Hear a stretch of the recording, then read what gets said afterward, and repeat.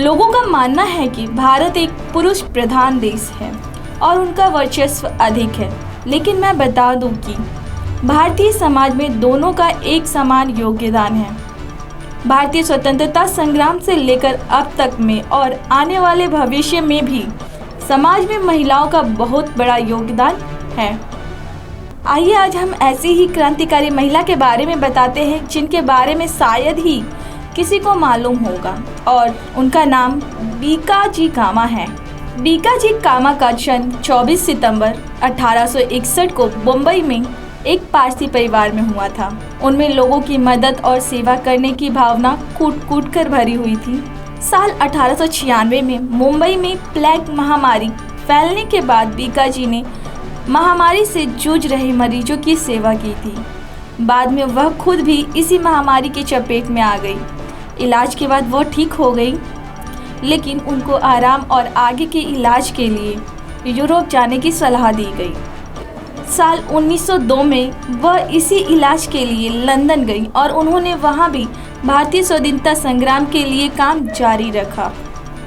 बीकाजी कामा ने 22 अगस्त 1907 को जर्मनी में हुई इंटरनेशनल सोशलिस्ट कॉन्फ्रेंस में भारतीय स्वतंत्रता के पहले तिरंगे राष्ट्रीय ध्वज को बुलंद किया था।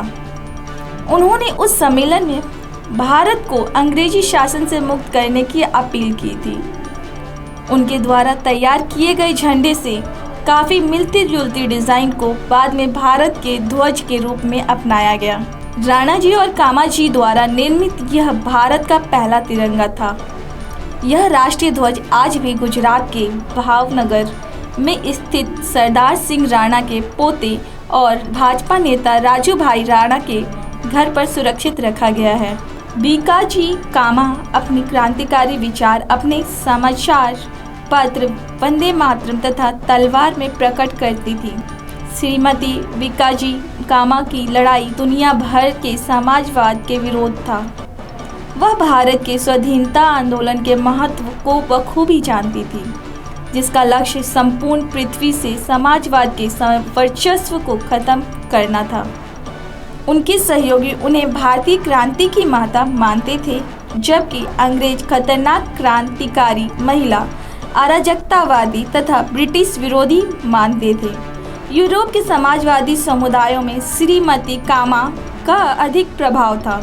यह बात उस समय स्पष्ट हुआ जब उन्होंने यूरोपीय पत्रकारों को अपने देशभक्तों के बचाव के लिए आमंत्रित किया गया था। वह भारतीय राष्ट्रीयता की महान पुजारिन हैं और उसके नाम से प्रसिद्ध हैं। फ्रांसीसी अखबारों में उनका विचार जोन ऑफ आर्क के साथ आया था।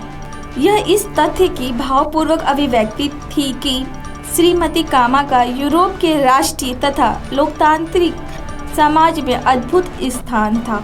बीकाजी द्वारा लहराए गए झंडे में देश के अलग अलग धर्मों की भावनाओं और संस्कृतियों को समेटने की कोशिश की। उनमें इस्लाम, हिंदुत्व और बौद्ध को प्रदर्शित करने के लिए हरा, पीला और लाल रंग इस्तेमाल किया गया था। साथ ही उसी के बीच में देवनागरी लिपि में वंदे मातरम लिखा हुआ था।